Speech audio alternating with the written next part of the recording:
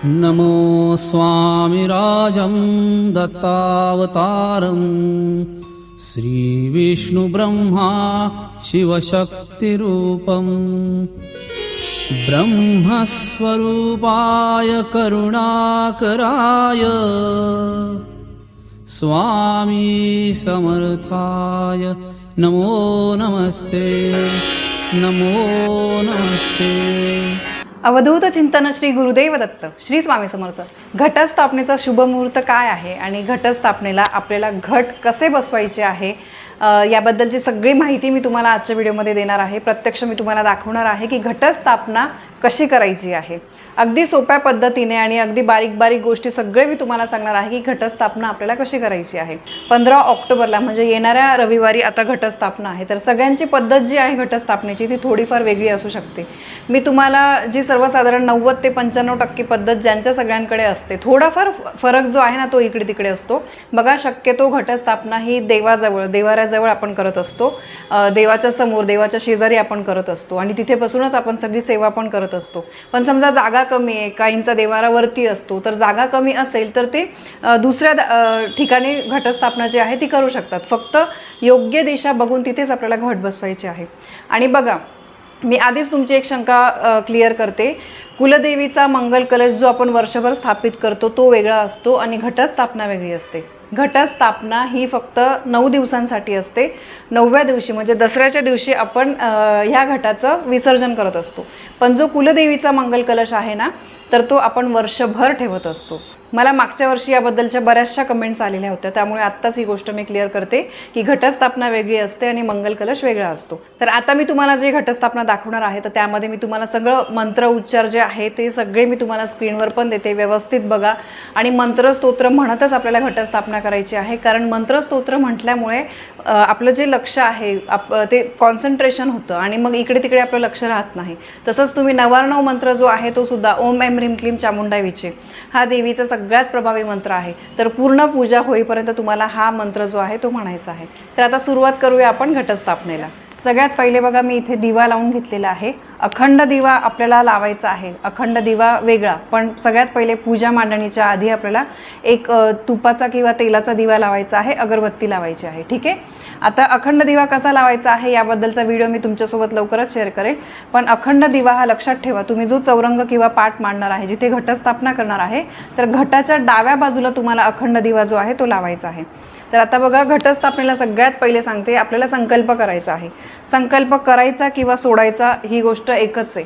तर आपल्याला संकल्प कसा करायचा आहे, सगळ्यात पहिले आपल्याला डाव्या हाताने उजव्या हातामध्ये पाणी घ्यायचं आहे। ठीक आहे, मी तुम्हाला सगळे मंत्र स्तोत्र जे आहे ते स्क्रीनवर देते। तर आता संकल्प करण्यासाठी आपल्याला पहिले हातामध्ये पाणी घ्यायचं आहे, एक पळी पाणी घ्यायचं आहे डाव्या हाताने उजव्या हातामध्ये आणि म्हणायचं आहे ओम ऐं आत्मत्वं शोधयामी नमः स्वाहा असं म्हणून हे जे पाणी आहे हे प्यायचं आहे। परत दुसऱ्यांदा पाणी घ्यायचं आहे पळीने, त्यानंतर म्हणायचं आहे ओम ह्रीं विद्यातत्वं शोधयामी नमः स्वाहा असं म्हणून आपल्याला परत पाणी प्यायचं आहे। परत तिसऱ्यांदा पाणी घ्यायचं आहे हातामध्ये उजव्या हातामध्ये आणि म्हणायचं आहे ओम क्लीं शिवतत्वं शोधयामी नमः स्वाहा असं म्हणून परत पाणी प्यायचं आहे आपल्याला। चौथ्या वेळेस परत हातामध्ये पाणी घ्यायचं आहे उजव्या हातामध्ये आणि म्हणायचं आहे ओम ऐं ह्रीं क्लीं सर्वतत्वं शोधयामी नमः स्वाहा असं म्हणून परत आपल्याला पाणी प्यायचं आहे। यानंतर आपल्याला संकल्प करायचा आहे। परत हातामध्ये पाणी घ्यायचं आहे, त्यामध्ये थोडेसे आपल्याला तांदूळ टाकायचे, एक फूल आपल्याला टाकायचं आहे आणि संकल्प करताना काय म्हणायचं हे पण मी तुम्हाला स्क्रीनवर देते। तेव्हा म्हणायचं आहे मी नेहा कश्यप गोत्राची, माझी मुलगी, माझा नवरा, आपल्या कुटुंबातल्या सगळ्या जणांचं नाव घ्यायचं आहे। सर्व कुटुंबाला क्षेम, स्थैर्य, आयु, आरोग्य, विद्या, ऐश्वर्य प्राप्तीसाठी, वर्धनासाठी, सर्व दुरित उपशनासाठी, अशुभ शक्तींचे भय उपद्रव निवारण्यासाठी, आर्थिक सबलीकरणासाठी, आदित्यादी सकल ग्रहपीडा शांतीसाठी, त्रिविध ताप निवारण्यासाठी, तसंच श्री कुलदेवी आणि श्री कुलदैवत श्री सद्गुरूंची अखंड अचंचल अभेद्य भक्ती सेवा आणि सानिध्य प्राप्तीसाठी प्रतिवर्षी कुलाचाराच्या अंगभूत श्री घटस्थापना अखंड दीप प्रज्वलन दुर्गा सप्तशती ग्रंथाच्या पाठाचा संकल्प करत आहे असं म्हणून हे जे फूल आहे आणि अक्षता आहे हे आपल्याला ताम्हणामध्ये सोडायचं आहे। ठीक आहे, आता हा संकल्प झाल्यानंतर आपल्याला पूजेला सुरुवात करायची। कुठल्याही पूजेची सुरुवात करताना आपल्याला माहिती आहे आपण गणपती बाप्पांच्या स्मरणार्थ कुठलीही पूजा करत असतो. तर आता तुम्ही सुपारी स्वरूपात किंवा गणपती बाप्पांची तुमच्याकडे मूर्ती असेल ती तांबणामध्ये घ्यायची. हे बघा मी या ठिकाणी तांबणामध्ये गणपती बाप्पांची मूर्ती घेतली आहे. आता तुम्ही साधा ओम गणपती नमः सुद्धा म्हणू शकता किंवा अथर्व शीर्ष सुद्धा म्हणू शकतात. 11 वेळेस आपल्याला पाणी टाकायचं आहे. ओम गणपते नमः, ओम गणपते नमः, ओम गणपते नमः, ओम गणपते नमः. हे झाल्यावर आपल्याला 11 वेळेस पंचामृत किंवा दुधाने आणि परत आपल्याला 11 वेळेस पाण्याने अभिषेक करायचा आहे. यानंतर आपल्याला गणपती बाप्पांची जी मूर्ती ती स्वच्छ पुसून घ्यायची आहे. ठीक आहे. आता मूर्ती पुसून झाल्यानंतर आपल्याला गणपती बाप्पांची स्थापना करायची. गणपती बाप्पांची स्थापना करण्यासाठी खाली तुम्हाला विड्याचे 2 पानं ठेवायचे. ठीक आहे. त्याच्यावर थोडेसे तांदूळ टाकायचे. त्यानंतर हळद, कुंकू, अक्षता आणि त्यावर आपल्याला बाप्पांची मूर्ती स्थापित करायची आहे. ही गणपती बाप्पा मी तुम्हाला हळद कुंकू अर्पण करते. गणपती बाप्पा मी तुम्हाला अक्षता अर्पण करते. हे गणपती बाप्पा मी तुम्हाला फूल अर्पण करते. यानंतर गणपती बाप्पांना आपल्याला त्यांच्या आवडीचं जास्वंदाचं फूल आणि दुर्वा अर्पण करायचे. आत्ता सॉरी माझ्याकडे दुर्वा नाही आहे, दुर्वा मी विसरली, तर दुर्वा अर्पण करायचा आहे. त्यानंतर आपल्याला गणपती बाप्पांना गुळ खोबऱ्याचं नैवेद्य. गणपती बाप्पा मी तुम्हाला नैवेद्य अर्पण करते असं म्हणून आपल्याला नैवेद्याभोवती पाणी फिरवायचं आहे. गणपती बाप्पांना नैवेद्य अर्पण करायचं आहे. अशा अगदी सोप्या पद्धतीने आपल्याला गणपती बाप्पांची पहिले स्थापना करायची. आता हे झाल्यानंतर तुम्हाला तुमच्या देवघरामध्ये तुमच्या कुलदेवीचा फोटो असेल किंवा टाक असेल किंवा मूर्ती असेल तर तिची स्थापना करायची आहे. मूर्ती नाही आहे, फोटो नाही आहे तर तुम्ही सुपारी स्वरूपात सुद्धा करू शकतात. जी सुपारी असते त्या स्वरूपामध्ये आपल्याला पहिले आता आमची जी कुलदेवी आहे ती तुळजापूरची तुळजाभवानी माता आहे. तर मी आता ताम्हणामध्ये तुळजाभवानी मातेची मूर्ती घेते. आता या तुळजाभवानी मातेचा अभिषेक करताना आपण देवीचा जो सर्वात आवडता मंत्र नवार्णव मंत्र तो म्हणू. ओम ऐं ह्रीं क्लीं चामुंडाय विचे, ओम ऐं ह्रीं क्लीं चामुंडाय विचे किंवा तुम्ही ओम कुलदेवताय नमः, ओम श्री कुलदेवताय नमः असं म्हणून 11 वेळेस आपल्याला पाण्याने, 11 वेळेस पंचामृताने आणि परत 11 वेळेस पाण्याने अभिषेक करायचा आहे. यानंतर आता मूर्ती आपण स्वच्छ पुसून घेऊ. आता मूर्ती पुसून झाल्यानंतर खाली एक परत आपल्याला 2 विड्याचे पानं ठेवायचे. त्यावर अक्षता अर्पण करायची आहे, हळद कुंकू अर्पण करायचं आहे आणि देवी आईची आपल्याला तिथे स्थापना करायची आहे. देवीला आपल्याला हळद कुंकू. हे देवी आई मी तुम्हाला हळद कुंकू अर्पण करते. ही देवी आई मी तुम्हाला अक्षता अर्पण करते. त्यानंतर देवीला आपण फूल अर्पण करूया. हे देवी आई मी तुला फूल अर्पण करते असं करून आपल्याला नमस्कार करायचा आहे. ठीक आहे. आता आपल्याला देवीची स्थापना झाली आहे. आता यानंतर आपल्याला घटाची स्थापना करायची आहे. आता हे बघा घट स्थापना करण्यासाठी आपल्याला ही टोपली सगळ्यात पहिले मी इथे बघा या ठिकाणी ताट एक छोटंसं खाली ताट घेतलं आहे कारण आपल्याला 9 दिवस हे घट ठेवायचे. त्यामुळे सगळं अगदी विचारपूर्वक करा. 9 दिवसामध्ये हे घट जे आहे ते सांडणार नाही, कलंडणार नाही. त्यानंतर ती माती जी आहे तिला बुरशी येऊ नये यासाठी काही गोष्टींची आपल्याला आधीच काळजी घ्यायची. आता बघा काळी माती जी आहे शेतातली ती तुमच्याकडे असेल तर अतिउत्तम, ती तुम्हाला घ्यायची. तर आता मला घटस्थापनेला अजून वेळ आहे आणि आम्ही शहराच्या अगदी मध्यभागी राहतो तर त्यामुळे इथे जवळपास कुठेही शेती नाही आहे. तर मला सध्या जी आमची कुंडीतली माती होती ती मी घेतलेली आहे, ते मी तुम्हाला दाखवते. ठीक आहे. पण तुम्हाला शेतातली काळी माती मिळाली तर अतिउत्तम किंवा घटस्थापनेच्या आदल्या दिवशी आणि त्या दिवशी तुम्हाला कुठेही बाजारामध्ये जिथे देवाचं सामान मिळतं तिथे सर्व ठिकाणी तुम्हाला माती जी आहे ती मिळून जाईल. तर आता खाली मी ताट घेतलेलं आहे, टोपली घेतलेली आहे आणि तिथे ही जी माती आहे ही घेतली आहे. आता बघा त्यानंतर आपल्याला याच्यामध्ये सप्तधान्य आपल्याला टाकायचं आहे. काही लोक फक्त गहू टाकतात, काही फक्त बाजरी टाकतात. तर सप्तधान्य जे आहे तर ते टाकायचं. हे बघा सप्तधान्याची अशी पुडी मिळते. सप्तधान्य म्हणजे यामध्ये 7 वेगवेगळ्या प्रकारचे धान्य आहे. बघा बाजरी आहे, ज्वारी आहे, गहू आहे, जव आहे, त्याच्यानंतर मका आहे. असं हे 7 प्रकारचं धान्य आहे. तर हे आपल्याला याच्यामध्ये आधी एक मातीचा थर टाकायचा आहे. त्यानंतर थोडंसं हे सप्तधान्य, परत मातीचा थर, परत थोडंसं सप्तधान्य अशा प्रकारे तुम्हाला टाकायचं आहे. आता यामध्ये मी थोडंसं सप्तधान्य आधीच ॲड केलेलं आहे. आता हे झाल्यानंतर आपल्याला हा जो घट आहे बघा घटाची ही जी माती आहे ही पूर्ण छान स्वच्छ करून घ्या. यामध्ये काही कचरा वगैरे असेल तर तो आधीच व्यवस्थित आपल्याला काढून घ्यायचा आहे. ठीक आहे. तर आता आपण घटस्थापना करू. तर खाली बघा इथे आपण मध्यभागी घटस्थापना करणार आहे. तर या ठिकाणी खाली आधी आपल्याला तांदूळ टाकायचे, अक्षता, त्यावर हळद कुंकू अर्पण करा आणि त्यावर आपल्याला ही जी टोपली आहे ही ठेवायची. ठीक आहे. हे सर्व करताना आपल्याला कंटिन्यू जप करायचा आहे. ओम ऐं ह्रीं क्लीं चामुंडाय विचय हा या नवरणव मंत्राचा तुम्ही जप केला तरी चालेल. ठीक आहे. आता याच्यावर आपल्याला पहिले थोडंसं पाणी शिंपडायचं आहे, अगदी थोडं. पाणी खूप जास्त टाकलं तुम्ही तर त्याला मग बुरशी येते, कारण 9 दिवस आपल्याला अगदी थोडंसं हलकं पाणी घ्यायचं आहे आणि ते तुम्हाला असं यावर शिंपडायचं आहे.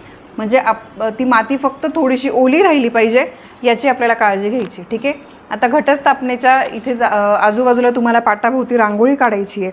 आता हे बघा, आपल्याला या घटाची स्थापना करायची. आता हा आपण मातीचा घट घेतलेला आहे, तर या मातीच्या घटाच्या तोंडाजवळ आपल्याला हा जो कलावा असतो याच्याने आपल्याला 3, 5, 7 असे तुम्हाला फेरी मारायचे आहे. ठीक आहे. हा कलावा बांधायचाच आहे, न विसरता तुम्ही हा कलावा बांधा. यानंतर या मातीच्या भांड्यामध्ये आपल्याला पाणी घ्यायचं आहे, त्यामध्ये 1 रुपया सुपारी टाकायची आहे आणि त्यानंतर विड्याचे 5 पानं घ्यायचे आहे. ठीक आहे. विड्याचे 5 पानं तुम्हाला अशा प्रकारे ठेवायचे आहे आणि वरती आपल्याला नारळ ठेवायचं आहे. या मातीच्या भांड्याला आपल्याला स्वस्तिक काढायचं आहे. हळद आणि कुंकू मिक्स करून छान असं तुम्हाला स्वस्तिक काढायचं आहे.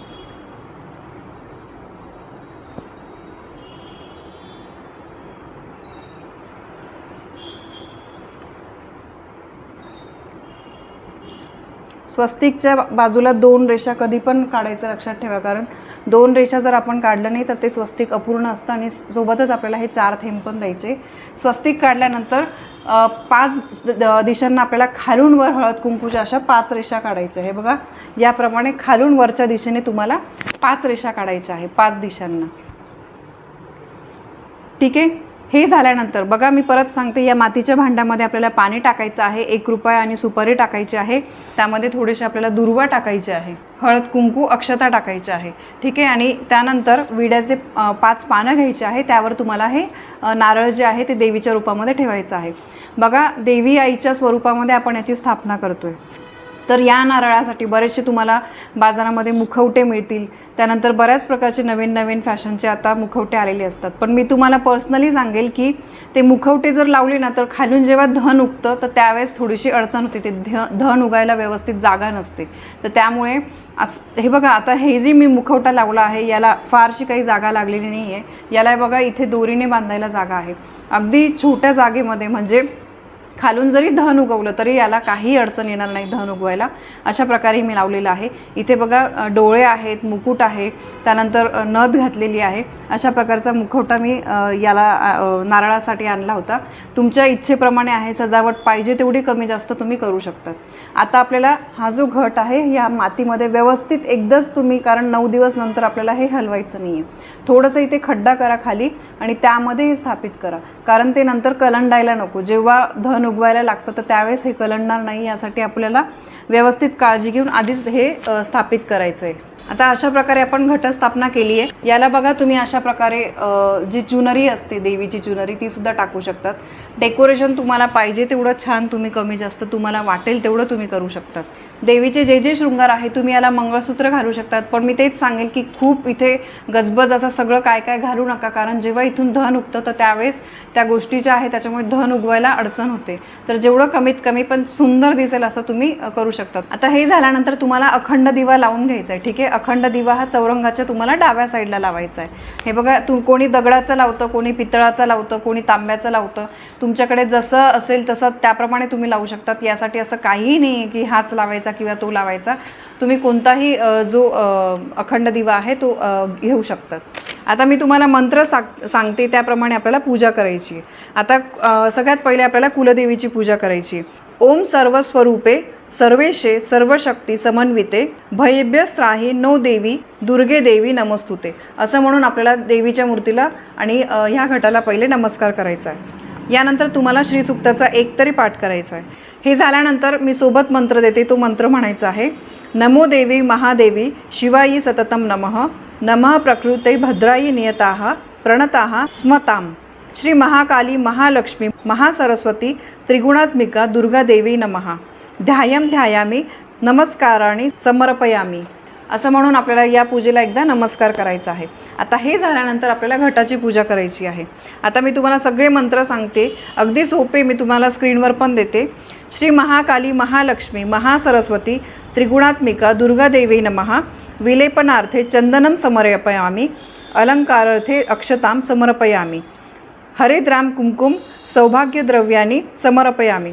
असं म्हणून आपल्याला ह्या घटाला हळद कुंकू अक्षता व्हायच्या आहे.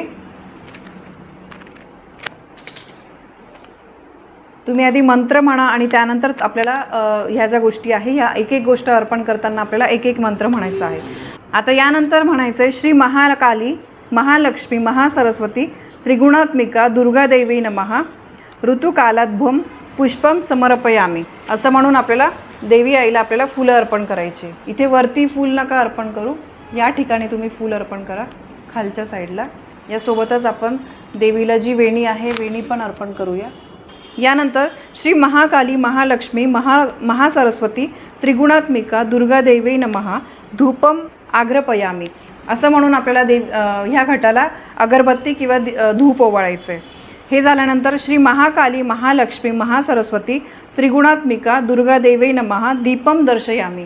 असं म्हणून आपल्याला या घटाला दिवा ओवाळायचा आहे. यानंतर श्री महाकाली महालक्ष्मी महासरस्वती त्रिगुणात्मिका दुर्गादेवी नमः नैवेद्यम समर्पयामी. कोणत्याही गोड पदार्थाचा नैवेद्य तुम्हाला इथे अर्पण करायचा आहे. आता मी इथे एक फळ ठेवते नैवेद्य म्हणून. खाली पाण्याचा भरीव चौकोन करायचा आहे, त्यावर आपल्याला फळ ठेवायचं आहे. तुम्ही दूध साखरेचा किंवा खिरेचा नैवेद्यसुद्धा दाखवू शकता. यानंतर याभोवती आपल्याला पाणी फिरवायचं आहे, नमस्कार करायचा आहे. आता हे झाल्यानंतर आपल्याला पूजेनंतर रोज आपण एक माळ जी आहे ती घटाला अर्पण करत असतो. तर सगळ्यात पहिल्या दिवशी आपण विड्याच्या पानांची माळ जी आहे ती अर्पण करणार आहे. माळ जी आहे तुम्ही इथे या ठिकाणी वरच्या साईडला काहीतरी असं तिथे लावा आणि माळ घटावर आली पाहिजे. या प्रकारे तुम्हाला रोज व्हायची. आणि रोज वाहिलेली जी माळ आहे ती तुम्हाला काढायची नाही. 9 दिवस 9 माळा ज्या आहेत त्या तिथे अर्पण होतात. शेवटच्या दिवशी आपल्याला सगळ्या माळा काढायच्या असतात. कुठल्या दिवशी कुठली माळ आहे याचा पण व्हिडिओ मी तुमच्यासोबत शेअर करेल. पण पहिल्या दिवशी विड्याच्या पानांची जी माळ आहे ती तुम्हाला अर्पण करायची. आता बघा या ठिकाणी मी विड्याच्या पानांची माळ आणलेली आहे. अशा प्रकारे ही माळ आहे विड्याच्या पानांची. तर ही आपल्याला अर्पण करायची आहे. मी आधी अर्पण करते मग तुम्हाला दाखवते. बघा मी इथे विड्याच्या पानांची जी माळ आहे ती वरून अशी खालच्या दिशेने घटापर्यंत स्पर्श होईल अशी आपल्याला अर्पण करायची आहे. ठीक आहे. आता हे झाल्यानंतर आपल्याला आपल्या देवीची आरती करायची आहे. आता आमची कुलदेवी जी आहे ती तुळजापूरची देवी आहे, त्यामुळे जी तुळजाभवानी मातेची आरती आहे ती आपल्याला म्हणायची आहे. रोज घटावरील भगवतीची दुरूनच पंचोपकार पूजा करून घटाला माळ चढवायची आहे, आरती करायची आहे. 9 दिवसामध्ये दुर्गा सप्तशतीचे 14, 9, 7, 5 किंवा 1 पाठ तरी आपल्याला करायचा आहे. कुलाचाराप्रमाणे सप्तमी किंवा अष्टमीला फुलोरा करायचा आहे. ठीक आहे. रोज सकाळ संध्याकाळ आपल्याला या घटासमोर आरती करायची आहे, दिवा ओवाळायचा आहे, धूपदीप ओवाळायचा आहे. तर आता शुभ मुहूर्त काय आहे घटस्थापनेचा? हिंदू पंचांगानुसार घटस्थापनेचा शुभ मुहूर्त नवरात्रीच्या पहिल्या दिवशी म्हणजे 15 ऑक्टोबरला रविवारी सकाळी 11:44 सुरू होतो. तर दुपारी 12:30 आपल्याला घटस्थापना करायची आहे. तुळजाभवानी माते की जय.